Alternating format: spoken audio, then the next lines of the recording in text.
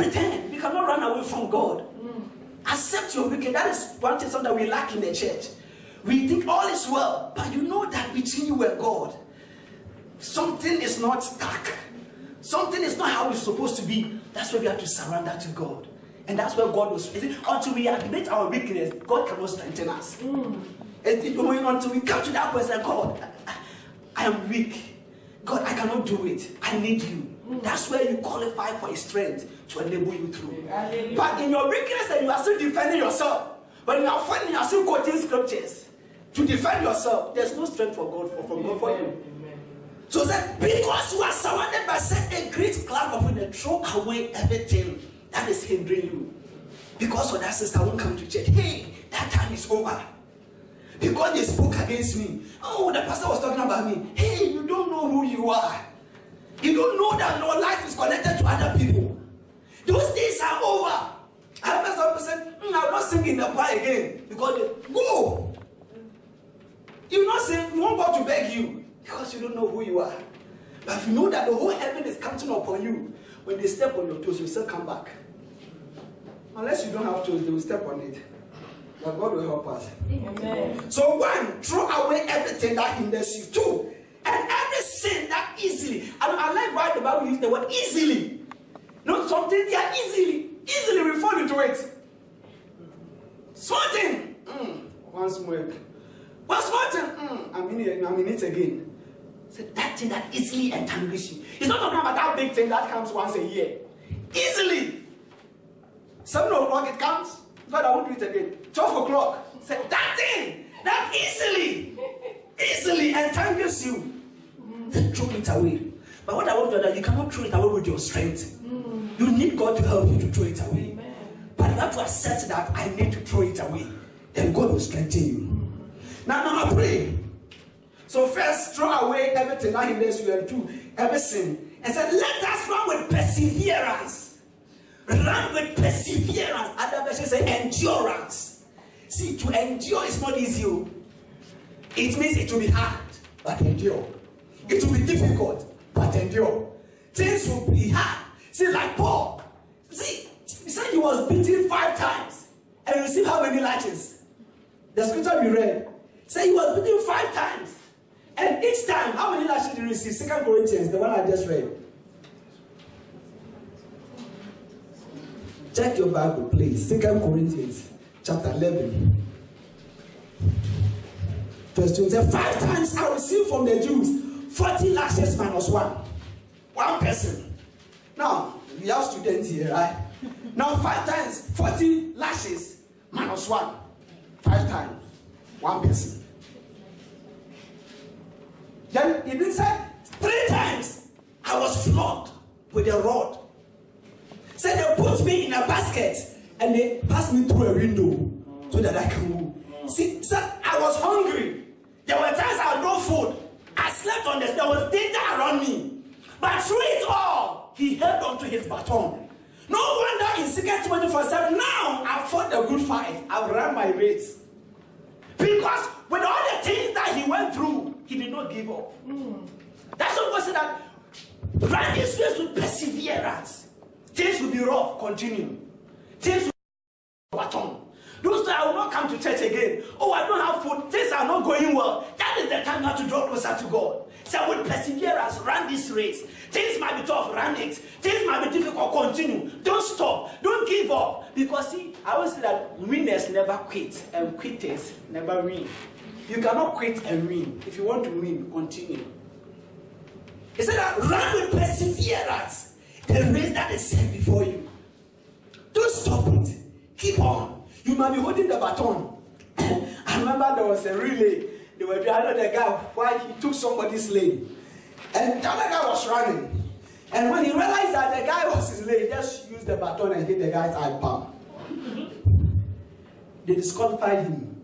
Because he was running all right, but he didn't obey the rules of the game. You can run, but if you don't obey the rules, you'll be disqualified. But the guy who was hit, he was focused. He didn't pay attention. When they hit him, he wasn't running. Because he knows that that thing can distract him. He received it, the face was swollen. But he persevered. He endured. The pain, he was still running. and he got to the finish line. And all the people who started the race were happy because he finished. It would be so sad with all the work that these people did, with all the lashes that Paul received, if with us now holding the baton, we don't get to the finish line.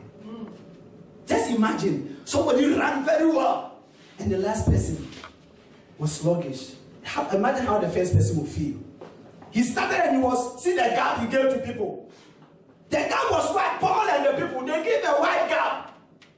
And they expect us to maintain that gap. So if we are sluggish in our service to God now, and later we are not able to finish, imagine how they will feel. With all the ships and the flocks that he received. Now they are jeering us up. I said that with perseverance, let us run the race that is set before us. So it's a race. With perseverance, with endurance. Things might not go the way you want it to, but continue.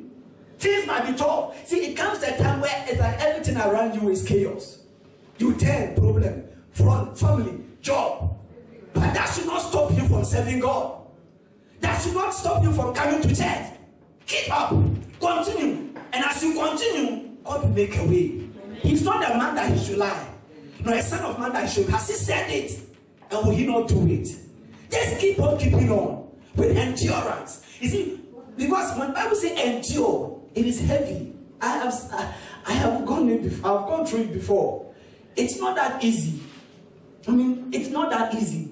Sometimes you cry. Sometimes it's painful. Sometimes you laugh with people outside, but in your room, you know the sorrow that fills your heart.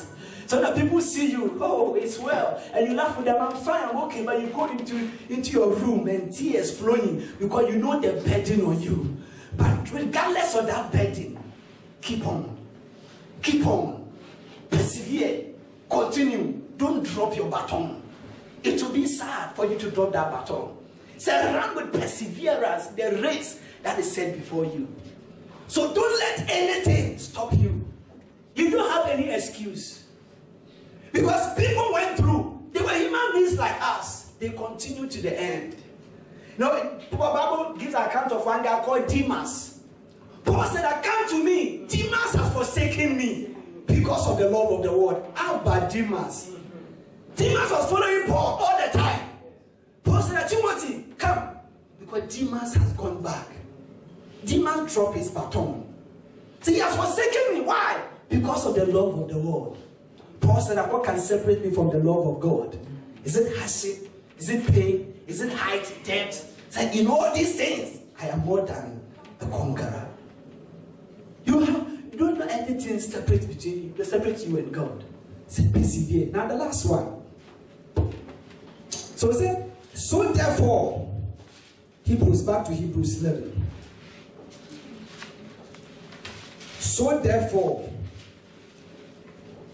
since you are surrounded by such a great cloud of witness, let's not throw out everything that hinders us. Number one, everything that easily entangles us. Number three, and let us run with perseverance the race marked out for us. So our race is marked for us. 4, let us fix our eyes on Jesus. Focus on Jesus. In this race, with the baton in your hands, focus on Jesus. If you shift your focus off Jesus, you will get drowned. Peter was focusing on Jesus and he walked on the sea. But immediately Peter shifted his focus on Jesus to the issues of life. He started drowning. But this one said, Jesus saved me, and God saved him. So focus on looking up to Jesus, the author and the finisher of our faith. Jesus has gone ahead of us. He has run this course. He is on the finish line and he's waiting for us. He said, come, you can do it. Come, you can make it. You can't disappoint all these people. Continue, but focus on me. Keep your focus. Don't let anything distract you. Don't let anything set your focus off God. Keep your focus upon God. Concentrate. Put all your mind on God, because He was the one who will take you through. You know, when they were doing this last Olympic Games, and then doing the 100 meters men's final, and then a guy threw something on the lane. And after the race, they asked the athlete, or same boat and those people said, did you hear the thing the guy threw? Said, no, I didn't hear anything. They asked the other Jamaican guy. He said, I didn't hear anything. And the American guy said, no, my mind was on the finish line. So whatever happened there, I didn't even know what was happening. If our focus is on the finish line, you don't care what somebody is doing. You don't care who is saying things about you. All that you care is that I have to get to the finish line. It doesn't matter how painful it might be. It doesn't matter how difficult it might be. It doesn't matter the ups and downs. I still have to keep my focus. Sometimes you might fall, get up. The fact that you fall does not mean that you'll be there forever. When you fall, just get up. Because God is so on your side. Get up and continue to run. If I watched that video, the guy who was running, he fell down. He had a problem with the leg. The father came to support him. He still continued. In pain, he was running. All that he had to have to get to the finish line. Regardless of what you go through, regardless of the ups and downs, don't remain down. When you are down, get up. You are not the first person going down. People have gone down, but they still got to the finish line. The problem is not the falling down. The problem is being able to finish. So regardless of what comes your way, make up your mind. I have to finish this race. I am a finisher. I am a finisher. Bible says God is a finisher. But he who started a good work on us will surely bring us to a successful end. Amen. So if he's a finisher, I'm a finisher. Bible says when Jesus finished all his works, he said, Father, now I've finished my work. Now it's left with me the glory. When he finished all his work, Paul said, I've fought the good fight. I've finished my course. These were people who could boldly say, I fought the good fight. And Paul says, not only me, but all those who ran this race with me. Because Paul knew that his race is not complete if Edward does not continue. Paul knows that if Charles that draws his baton, what he started is in vain. Paul knows that if the worship team say that we will not come to sing again, they are not disappointed Charles, but they are disappointed the people who started the race. So they have surrounded you. Every day they are looking up to you. Their prayer and their desires that you will make it. They are praying for you. They are continuing. Don't stop. Keep it up. You will fall, but get up until you get to the finish line. And imagine how the joy will be on that day when they see you on the finish line with your baton. And you look up to Paul. You look at Abraham. And they come and embrace you. It's that faithful servant. You did not drop your baton. We knew the challenges you went through. We knew the difficulties you faced. You knew you had problems with your job. You knew you had problems with people. But instead did not drop your baton. You have fought the good fight. You have run the race. And see how joyful they will be that day. Because you finished your course. Heaven is counting upon us. Heaven is counting upon you. Don't drop your baton. Now the baton is in our hands. And they're all looking up to us. The past generation and the future generation. If you drop it, what happens to the future people? And if you drop it, what happens to those who started? We dare not disappoint heaven.